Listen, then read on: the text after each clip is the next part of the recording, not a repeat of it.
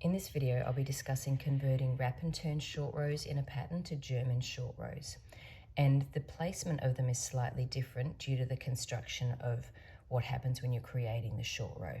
So let's say you had a pattern where you had to knit to the last 3 stitches and then wrap and turn.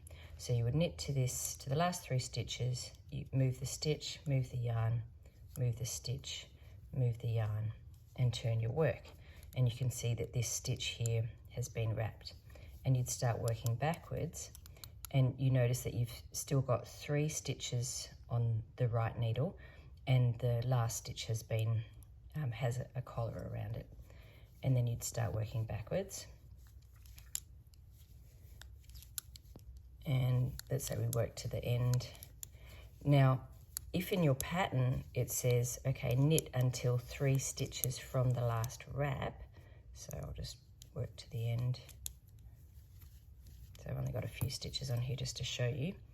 So here's 2 stitches, there's the wrap stitch. If a pattern says work until 3 stitches from the wrapped stitch, wrap and turn, that means 3 stitches before the wrap stitch, so you don't include that wrap stitch, so it's 3 more, 1, 2, 3.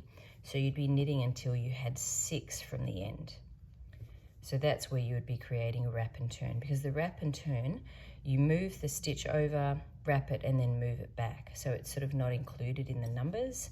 So if I had to knit until, do another short row, 3 stitches from the end, it would be, or 3 stitches from the last wrap stitch, it would be 6 stitches from the end. So I'm just going to show you what that would look like if you're doing German short rows.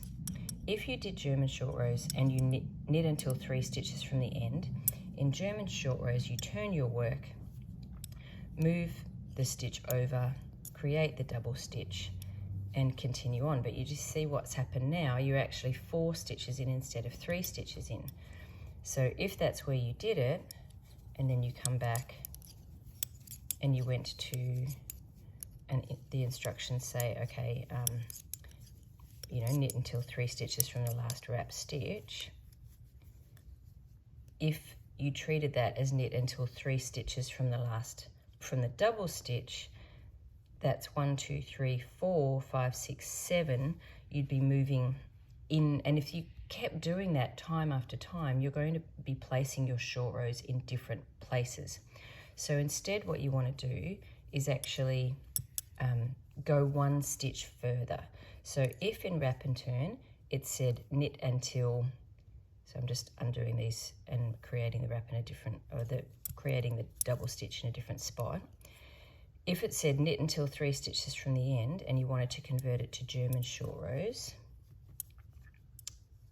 just going to undo that, you actually want to knit until 2 stitches from the end, turn your work, create the double stitch. I'm assuming you actually already know how to construct German short rows. This isn't a tutorial on how to do it. So you go to 2 from the end, construct your German short row, and then purl to the end. And then when you go to do your next German short row, just to show you with the placement, you're going to go 1, 2, 3, and instead of going 3 from the double stitch, you'll go 2 from the double stitch, and then that one will become the German short row, and you'll be in the right place. That's 6, because that's 1, 2, 3, 4, 5, 6, but that needs to be your double stitch. So you actually are going to knit 2 stitches from your double stitch. So whenever you see, if you're converting wrap and turn to German short rows, you want to go 1 stitch further than you would in a wrap and turn to make sure you're creating the wraps in the correct, or creating the double stitches in the correct places. I hope you found that video helpful.